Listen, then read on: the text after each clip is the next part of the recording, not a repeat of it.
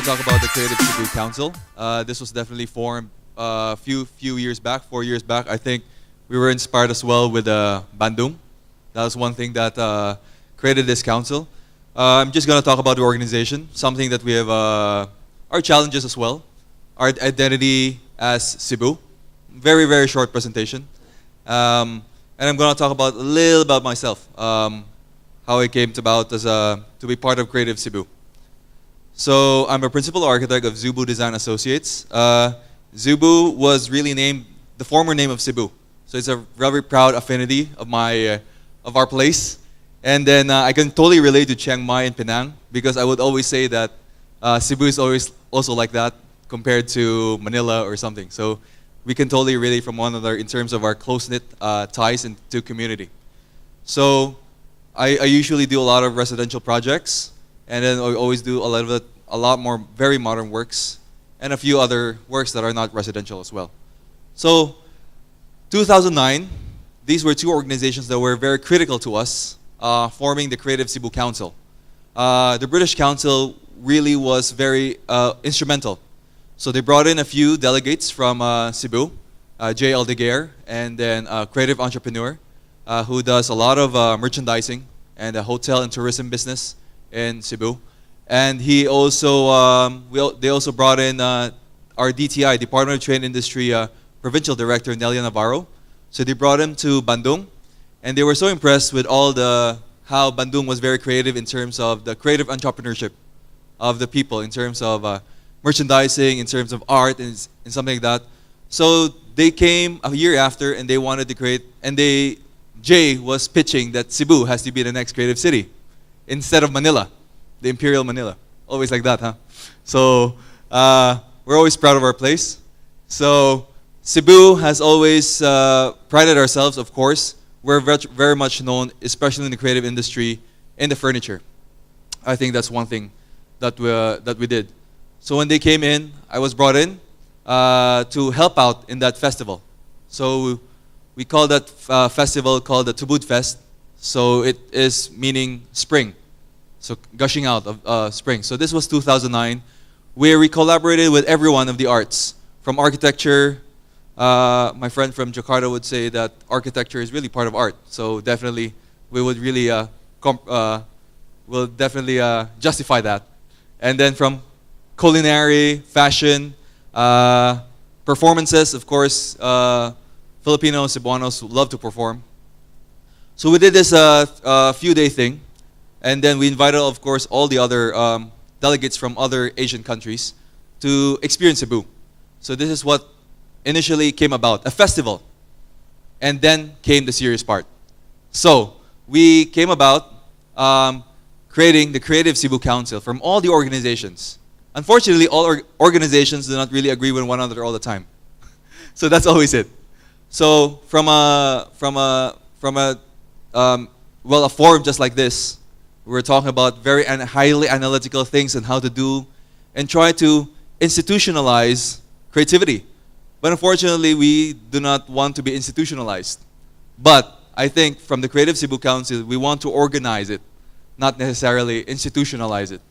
So all the 40 plus delegates from all over industries, we all went back to just a few of us. So these were the core members who really wanted to help out and hey, how do we really think about creating this Creative Cebu Council? So it's more of an organization and a network, just like Chiang Mai Creative. So we're a group of individuals. We're not part of any academe. Well, we are part of the academe, but no organizations that are quite huge. We're all private initiatives that have, so we have someone from the theater and performing arts, myself for architecture, another one for music, and at the center, the middle is the director of the trade of industry, and then literature, branding and strategy, visual arts, and of course fashion design. So we form part to create the core group of the Creative Cebu Council. So another thing that I want to share was, they wanted to, at first when they wanted to do the Creative Cebu Council, they thought that, hey, we look for champions. I don't think I'm a champion, but I tried to be. But we were looking for champions to represent these industries. But we felt as an organization, hey, this is not about being an umbrella organization, but a network. among all other organizations. So at first we were thinking about creating membership, but a membership unfortunately would directly compete other organizations. So that was something that even until now we're still trying to figure out. We need to be a connecting node again towards each organization that we need. The other thing is, of course, we need to work with one another. So that's how, from there, we, in a way, analyzed in an economic perspective how creativity is an opportunity for Cebu and the Philippines. So, as of course, these are slides done by the Department of Trade Industry, and then very, very formal. And then so these are definitely some aspects that they have defined the creative industry. So rooted in individual creativity, skill, and talent, and to create job creation, of course, for the economy. And these are some of those figures, of course, from revenues from all over the world in terms of creative industries. And we also, as I think Kevin also shared this as well, the classification of creative industries.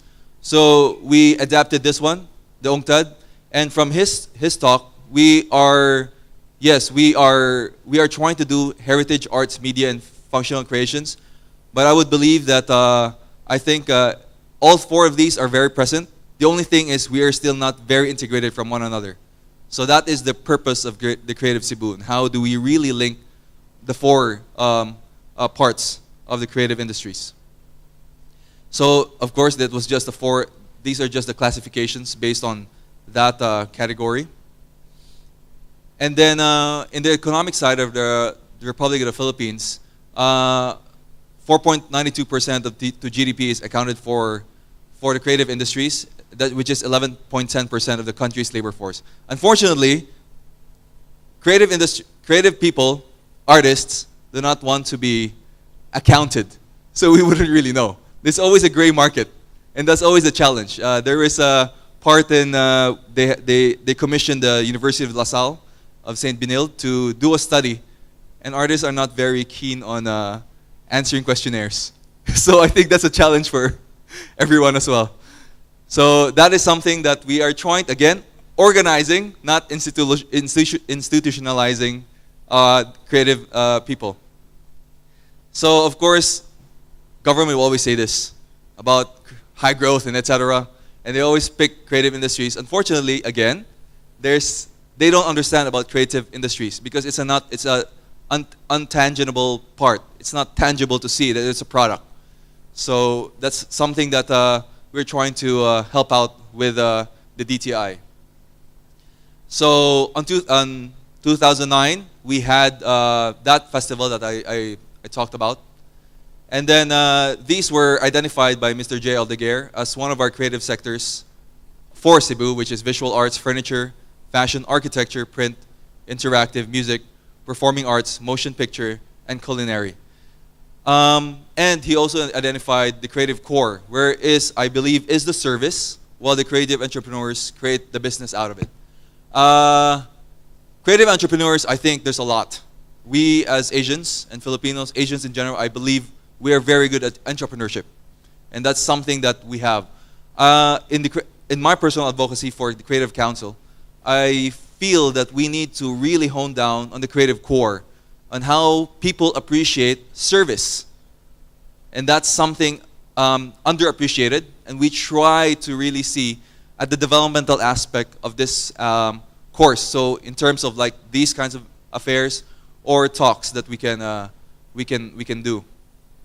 So some of our branding as well. So we have these the logo for Creative Cebu, and of course our poster boy for design, Kenneth Cabanpoy. Successful creative professionals, artists, entrepreneurs in design-driven industries who inspire and mentor their industries and communities. So this was the start point for Creative Cebu. They wanted champions, but sometimes the champions are too busy. So we try to really develop these guys. We try to develop, and even for furniture industry, where we are very known. Cebu is very known for the furniture industry. There are basically in the Philippines, there are three regional locations: Manila, Pampanga, which is south of Manila, and of course Cebu. And they always say Cebu is the more creative ones. Although even in the furniture industry, we try to challenge, the Creative Cebu Council try to challenge them. Because apart from being an organization, they're an organization of manufacturers, not an organization of designers. So they're not putting a stamp on design identity. So of course, you have very influential designers like Kenneth, of course a very, very good guy. But of course, his core is design. That's why he sells the product, right? But there's always a thing about even the furniture industry, I believe, is a little bit on the downside globally. They want to sell like Kenneth, but they don't want to invest in design. See? So those are the challenges that we're trying to convince the industries in general, because they have a manufacturing mindset instead of a design mindset. But of course, we have nice influencers as well that have done their part. Of course, they have these, we export for the furniture is very good in Cebu. And of course, we were glad to say that we, of course, just like Chiang Mai, we were also nominated for the ASEAN City of Culture as well for Cebu. We have a few organizations that we're also working with. And then lastly, well, this is something that we were very excited about. Again, the developmental aspect. We forgot about the economics, and we really think about the design identity. So that was something we wanted to talk about in this Cebu Creative Summit that we did last year. So we brought in a few one foreign speaker, local speakers from Manila and Cebu. From Joe Fry from Google, we had a very good help from British Council. He brought him in, and of course Kenneth also spoke, and a few of us also spoke about design identity, exploring about creativity.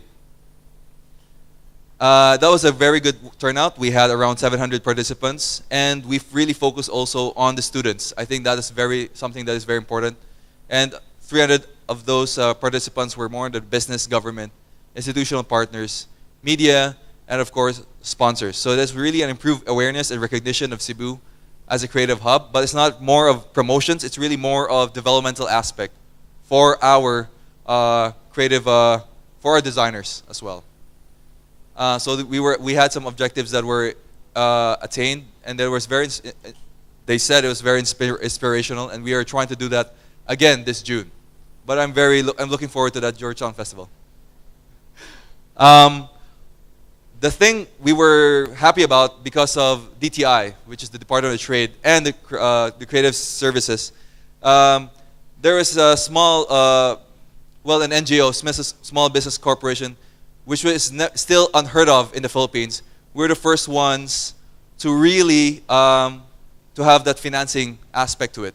So Creative Cebu Council will be the ones to review if individual entrepreneurs are worth of doing this. So again, we are trying to educate them in terms of the intangibles. How do you create, to make it a tangible, a service, which is again, has to be explained, and we have as designers to be, we are convinced as well that this is a worthwhile aspect to do.